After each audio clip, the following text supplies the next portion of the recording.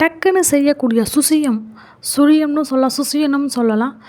எப்படி செய்யலான்னு பார்க்கலாம். வாங்க வீடியோக்குள்ளே போகலாம். அதுக்கு முன்னாடி நம்ம சேனலுக்கு சப்ஸ்கிரைப் பண்ணாதவங்களாம் சப்ஸ்கிரைப் பண்ணிக்கோங்க. உடனேயே பெல் ஐக்கானையே கிளிக் பண்ணிக்கோங்க. அப்போ தான் நம்ம போகிற வீடியோ எல்லாமே உங்களுக்கு நோட்டிஃபிகேஷனாக வரும். எப்படி செய்யலான்னு பார்க்கலாம். வாங்க வீடியோக்குள்ளே போகலாம். ஒரு குட்டி பவுலில் 2 பவுல் அளவுக்கு கடலைப்பருப்பு, 1 பவுல் அளவுக்கு பாசிப்பருப்பு எடுத்து நல்லா கழுவி 2 மணி நேரம் போல் ஊற வச்சு எடுத்து வச்சிடலாம்.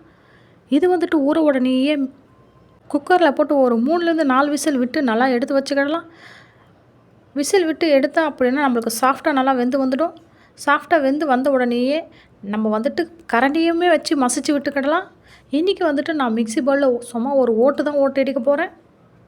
வேக வச்ச பயிறு, 3 ஏலக்காய், ஒரு பிஞ்சு சால்ட், தேவையான அளவுக்கு வெல்லம் இதெல்லாம் சேர்த்து சும்மா ஒரு பல்ஸ் தான் விட்டுட்டு எடுத்து வச்சாச்சு.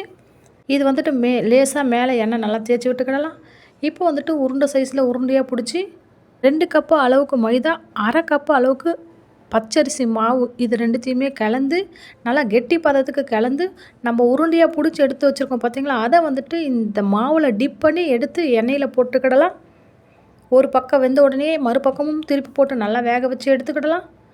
சூப்பரான சுசியம் நம்மளுக்கு ரெடி ஆகிடுச்சு.